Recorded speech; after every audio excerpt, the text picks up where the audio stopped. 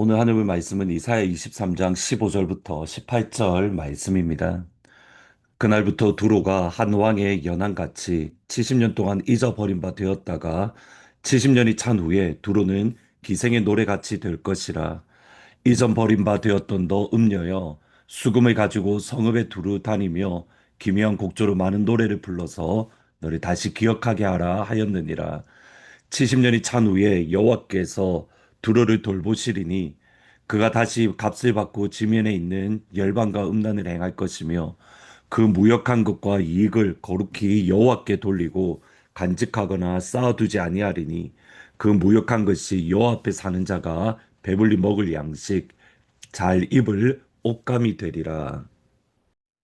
이사야 23장은 하나님의 두루에 대한 하나님 아버지의 말씀입니다.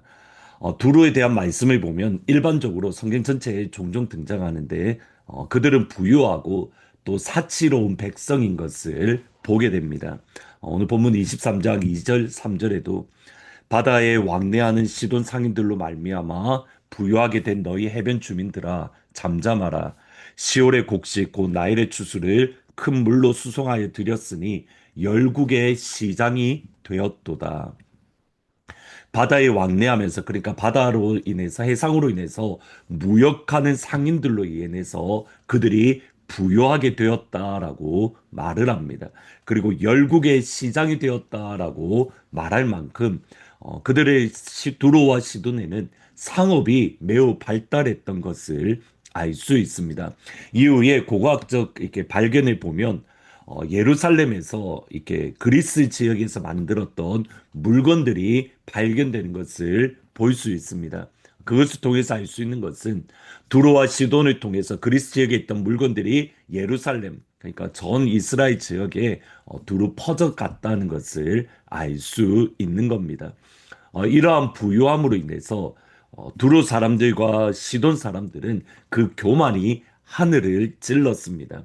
28장 6절, 에스겔 28장 6절 9절에 보시면 그러므로 주 여호와께서 이같이 말씀하셨느니라. 내 마음이 하나님의 마음 같은 채 하였으니 내가 너를 죽이는 자 앞에서도 내가 하나님이라고 말하겠느냐. 너를 치는 자들 앞에서 사람뿐이요 신이 아니니라. 그들 스스로 신이라고 고백할 만큼 그들의 마음으로 나는 이제 신처럼 강해, 신처럼 부유해, 결코 무너지지 않는 나라, 부유할 거다라고 스스로 생각을 했습니다. 그러기에 성경 전체에서 흐르는 것은 두로와 시도는 부유함으로 인해서 교만한 대표적인 모습, 하나님 앞에서 교만함으로 대표적으로 하나님의 심판을 받은 나라의 특징입니다. 그 두로와 시돈을 향한 하나님 인체하는 교만에 대한 하나님의 심판이 얼마나 두려웠던지 그들을 향하여 잊혀진 나라가 될 것이다. 아무도 기억하지 않는 곳이 될 것이다. 라고 말씀을 합니다. 이것은 역사를 통해서도 우리가 알 수 있습니다.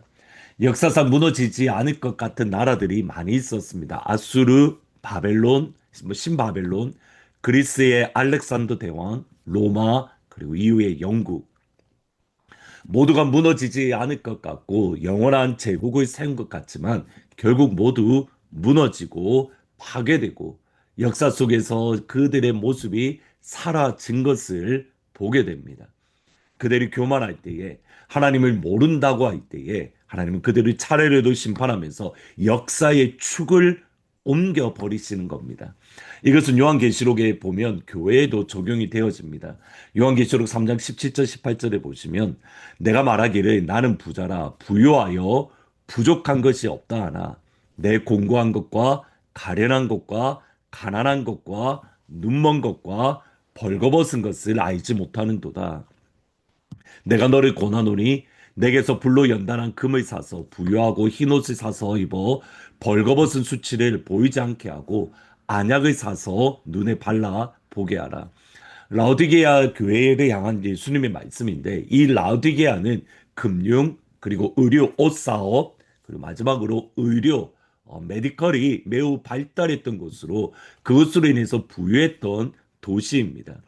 라오디게아가 어느 정도 부유했는가 알 수 있는 것이 사건이 있는데 AD 60년 전후에 라오디게아 근처에 지진이 일어났습니다. 이때에 로마 정부의 도움을 받지 않고 지금까지 그들이 쌓아두었던 부유함으로 도시를 재건을 했습니다.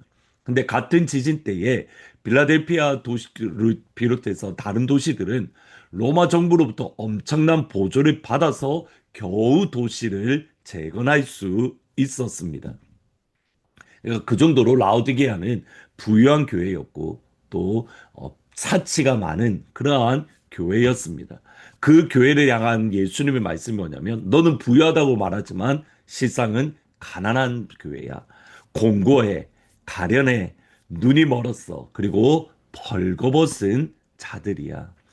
그들의 영이 가난했던 겁니다.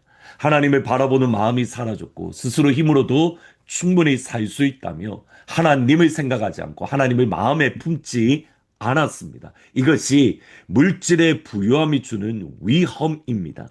우리에게 물질의 부유함 자체는 아무런 문제가 없습니다. 성경에 보면 하나님의 백성들에게 주는 선물 중에 하나가 부유함입니다. 예수님께서도 하늘에 계신 할아버지여 일용할 양식을 우리에게 주옵시고 데일리 브레드를 하나님 우리에게 주십시오라고 기도하라라고 말씀을 합니다. 성경은 이것을 결코 부인하지 않습니다. 그런데 동시에 부유하기 때문에 우리가 하나님을 향한 간절함이 사라질 수 있습니다. 하나님 없이도 충분히 살 수 있다는 착각에 빠집니다. 예수님의 비유 가운데에 한해 농사를 너무 풍요롭게 지어서 창고를 다 무너뜨리고 더 큰 창고를 지은 그 부자를 향하여 하나님이 이렇게 말씀을 합니다. 누가복음 12장 20절 21절에 보시면 하나님은 이르시되 어리석은 자여 오늘 밤에 내 영혼을 도로 찾으리니 그러면 내 준비한 것이 누구의 것이 되겠느냐 하셨으니 자기를 위하여 재물을 쌓아두고 하나님께 대하여 부여하지 못한 자가 이와 같으니라. 우리는 하나님을 향하여 부유한 자가 되어야 됩니다. 그 하나님을 향한 부유함은 우리의 믿음 그리고 사랑에서 나옵니다. 하늘에 보화를 쌓아둔 그 한 사람입니다. 부유함 자체가 잘못되었다는 것이 아닙니다. 부유하거나 가난하거나 옷이 많거나 아니면 헐벗었거나 그 문제가 아니라 우리가 하나님을 향하여 부유한 자가 되는 것. 그러기에 바울이 했던 고백이 뭐냐면 나는 어떠한 형편에도 자족하는 마음을 배웠노라. 우리가 가난에 처할 줄도 알고 부유에 처할 줄도 알고 궁핍에 처할 줄도 알고 풍요로움에 처할 줄도 알고 그러면서 마지막에 했던 고백이 이겁니다. 내게 능력 주시는 자 안에서 내가 모든 것을 할 수 있느니라. 바울도 이것을 배웠다라고 말을 합니다. 우리가 가난에도 처할 줄 알고 부유함에도 처할 줄 아는 일체의 비결을 배워서 내게 능력 주시는 자 안에서 모든 것을 할 수 있는 능력 있는 그리스도인이 되기를 하나님은 모든 가족들을 예수님의 이름으로 축원합니다. 기도하시겠습니다. 예수님, 내게 능력 주시는 자 안에서 모든 것을 할 수 있습니다. 그것은 어떠한 환경에도 자족하기를 배우는 마음입니다. 풍요로움에도 자족하기를 배우고, 가난함에도 자족하기를 배우고, 건강함에도 자족하기를 배우고, 병으로 어려움을 겪고도 자족하기를 배우고, 하나님, 그 자족함을 배우는 오늘 하루가 되어서 내게 능력 주시는 자, 예수 안에서 모든 것을 할 수 있는 능력 있는 그리스도인이 될 수 있도록 하나님 축복하여 주옵소서. 감사합니다. 예수님의 이름으로 기도합니다. 아멘. 모든 상황 속에서 자족하기를 배우는 그러므로 예수 안에서 모든 것을 할 수 있는 복된 오늘 하루가 되기를 주님의 이름으로 축원합니다.